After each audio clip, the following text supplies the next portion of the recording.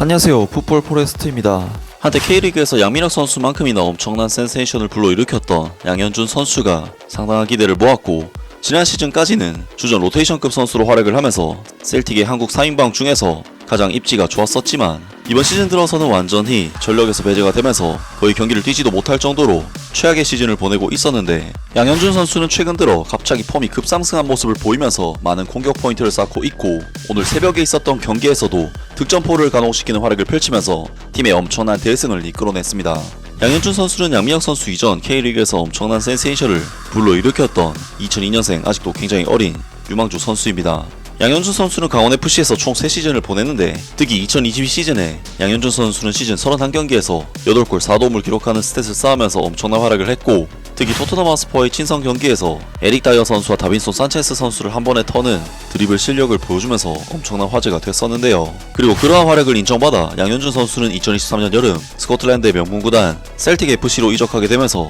유럽 무대 도전에 나서게 되었고, 당시 셀틱에는 이미 오영규 선수가 먼저 넘어와서 뛰고 있었던 데다 부산 아이파크의 권혁규 선수도 양현준 선수와 함께 이적을 해왔었기 때문에 양현준 선수 입장에서는 적응하기에도 수월한 조건에서 유럽 커리어를 시작하게 됐었습니다. 하지만 2023-24 시즌 셀틱의 브랜던 로저스 감독은 정말 가혹할 정도로 한국 선수들에게 기회를 주지 않았는데, 전임 감독인 엔제 포스테코글루 감독 시절 꽤나 기회를 받았던 오영규 선수조차도 모든 대회 총 26경기 동안 725분 출전에 5골에 그치면서 시즌을 마무리했고, 권혁규 선수는 아예 1분도 출전 기회를 받지 못해 임대를 떠날만 했는데요. 하지만 양현준 선수만큼은 그래도 준주력급 선수로서 꽤나 많은 출전 기회를 받으면서 모든 대회 통산 31경기 출전, 1골 3도움을 기록하면서 나름대로 성공적인 시즌을 보냈고, 이번 2024-25 시즌 오영규 선수는 벨기에의 행크로 완전 이적, 권혁규 선수는 하이버니안으로 임대 이적을 했지만, 가장 입지가 좋았던 양현준 선수만큼은 팀에 남아 셀틱에서 도전을 이어가게 됐었습니다. 하지만 양현준 선수는 지난 시즌과 달리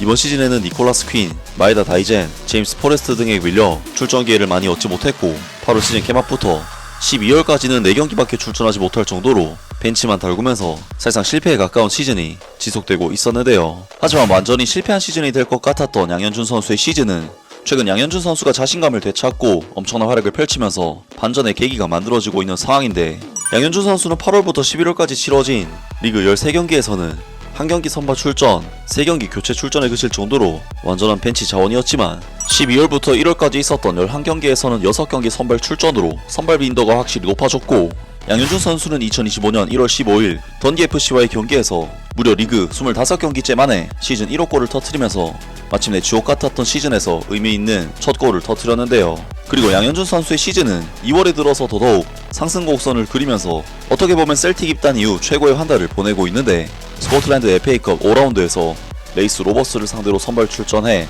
한 골과 2개 도움을 장렬시키는 미친 활약으로 팀의 5대0 대승을 이끌었고, 바로 다음 경기인 2월 13일 무려 FC 바이린 미넨과의 경기에서는 교체로 투입되어 중요한 만회골을 어시스트하는 활약을 펼쳤는데요. 바이린 미넨은 셀틱을 상대로 2차전에서 알폰소 데이비스 선수가 극장골을 넣고 16강전에 진출하긴 했지만, 양현준 선수의 1차전 어시스트는 바이린 미넨조차 탈락 위기에 몰아넣을 정도로 정말 의미가 컸습니다. 그리고 2월 16일 스코티시 프리미어십 26라운드에서도 양현준 선수는 선발로 출전해 어시스트를 기록하는 활약을 펼치면서 팀의 3대0 대승을 이끌어냈고, 양현준 선수는 2월 한 달 동안 한 골과 4개 도움을 기록하는 엄청난 기간을 보냈는데, 바로 오늘 양현준 선수는 2월 마지막 경기에서 득점을 추가하는 활약을 펼치면서 그야말로 최고의 2월 한 달을 보내게 되었습니다. 양현준 선수의 셀틱 FC는 바로 오늘 새벽에 있었던 2024-25 시즌 스코티시 프리미어십 28라운드에서 에버딘 FC를 자신들의 홈 구장 셀틱 파크로 불러들였었는데요. 이번 경기에서 셀틱 FC가 상대한 에버딘 FC는 이번 시즌 스코티시 프리미어십에서 3위를 달리고 있는 셀틱과 레인저스를 제외한 팀들 중에서는